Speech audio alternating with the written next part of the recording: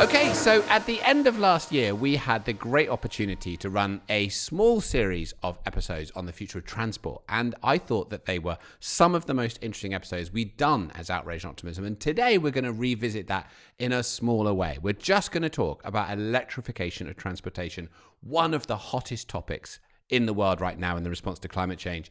And we're going to come at it in a very exciting way. So a bit later in the episode, we're going to delve specifically into Extreme E, which is this off-road electric racing of SUVs in remote locations. And we'll delve into that. We'll talk some of the drivers. But first of all, let's just kick off, guys, because or girls, as Paul very appropriately corrects me. Yeah, absolutely. Yeah, very good. Yeah, I'm learning. I'm using it in normal speech. Yeah, okay. That's good. That's very good. 16% of global emissions from transportation, much higher in industrial parts of the world. This is just an essential part of the journey to deal with the climate crisis. And I would argue it's a piece that's going pretty well, right? As we learned at the end of last year, the electrification of the transport system is moving at pace for personal mobility. Different story for heavy transport. We can come into that a bit later. Would you agree with that assessment that it's going well? Yes, it is a sizable chunk of global emissions, as you have spoken, 16%. Actually, in Costa Rica, also 30%. So it's not just industrialized countries. But the other reason why it is really important to accelerate this transition of transport into non-emitting transport is health reasons. Health reasons, right? We have been talking about this on the podcast for quite a while. But I don't think that we have mentioned that just a couple of weeks or months ago, there was yet another report done on the relationship between fossil fuel emissions and premature deaths, and that report puts those premature deaths at 8.7 million people a year. So, yes, it is definitely for climate purposes, for let's call it global pollution purposes, but it's also for local pollution and for our lung pollution.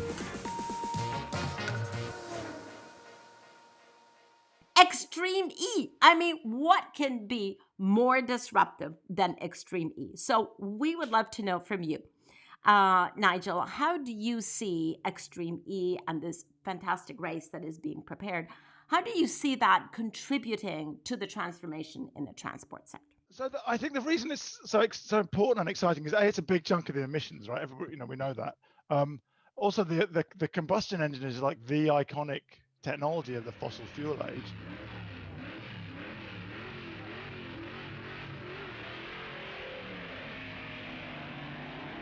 Cars and motor racing and extreme motor racing Exactly. Excite passion like so many people. So for people to realize that you can have exciting races with cool high-tech vehicles in amazing environments, which are zero emissions vehicles, is a sort of thing that we need everybody to understand, so they don't think that tackling climate change is something which means I've got to wear a hair shirt and not drive fast cars and just generally kind of be sad and boring. So I think making this real to everybody is why it's so exciting. I think so before you joined us, our good friend here, Paul Dickinson, told us that he gave up school when he was 8 so he could study Kawasaki motorcycles. And I think that's actually a good indication of what you're talking about, right? That's because that was exciting. It was the fastest, most interesting thing that's happening. Do you feel that the race to zero has got that kind of, would it make an 8-year-old Paul Dickinson give up school? Or is this what Extreme E is here to do? Well, I don't think the race to zero would get many 8-year-olds leaving school. But just the metaphor of a race is something which engages a lot of people. I mean, just putting this out there, a race. We see this as a race between countries, between cities, between businesses. I did a lot. I did a lot of work with Daimler to work with Ola Kalenius, and they committed to net zero 2039.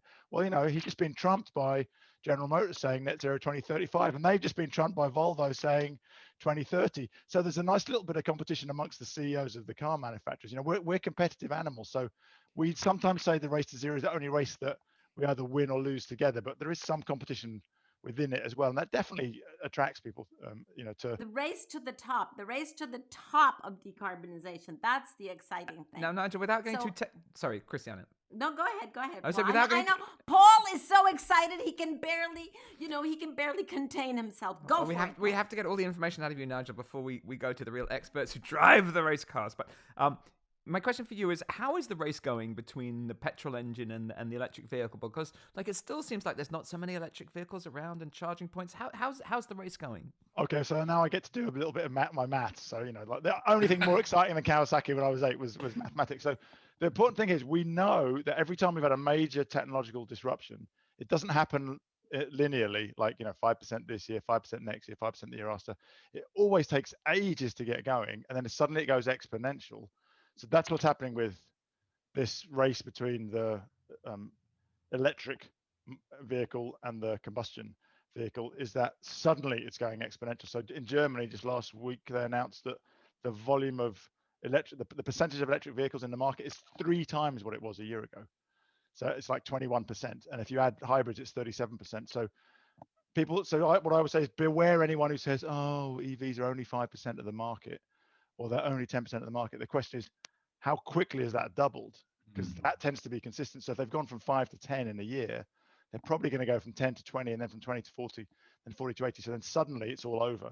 So that's what's happening. And this is why Extreme E, it's right in the middle of that, making everybody aware of what's possible and getting them excited about it, so that people want to be about it. People, no teenager right now is ever going to buy a combustion engine vehicle. In fact, they may not even buy a vehicle. They might not even buy a vehicle. They may move to straight to a shared vehicle. I'd love to know if so Nico Rosberg is on the line as well. Nico, do you agree with that? No teenager today will buy an internal combustion engine vehicle? I wouldn't see it that black and white, because there's still the odd teenager who will love the V10 Lamborghini at the moment out there. How can they afford? No teenager can afford a V10 Lamborghini. I'm afraid some can. Make it a Nissan or whatever else then. So I don't think we're completely black and white there yet, but the transition certainly is happening, and especially now with the last couple of months where the first really awesome electric cars are coming out. I mean, Tesla, we're seeing them with the Roadster, then we're seeing other car companies like Rimac. It's really making electric cars cool. And I really want to play a role in that as well. And this is where Extreme E comes in as well, on an SUV basis. Making SUV electric cars is absolutely awesome and thrilling to inspire the whole generation now that's coming up. Exactly that, to buy electric cars. And Sara, how different is it for you as a race car driver? How different is it for you? Not the technical part, which we can talk about later, but just the context.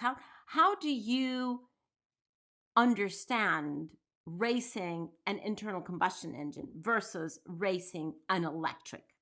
So being a part of Extreme E is completely new for me. So being involved in the electric market is something new as well.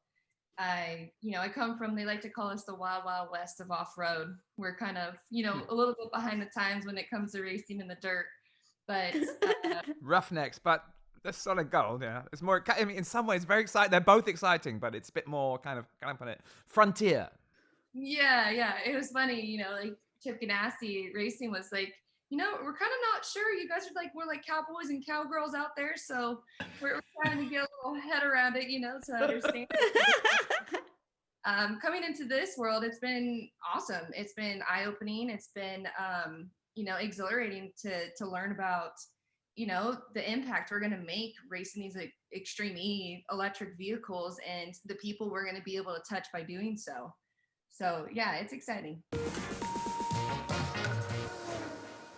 I'm feeling a little bit sad after this exciting conversation, because up until just a few days ago, every time I got into my hybrid car, I was feeling so, happy about it. And now it's like, oh, darn, it's only a hybrid.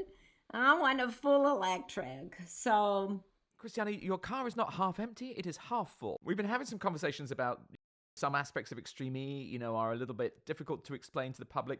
But, Sara was a delightful person, is a delightful person, even though she stole my childhood dream. Nico Rosberg is so unbelievably famous. There's like 50 billion trillion references to him on Google. And getting someone like him and Sara involved in climate change can only be good for the movement, because it's going to bring in hundreds of thousands, maybe millions and millions of new people. And that fills me with optimism, if I may say.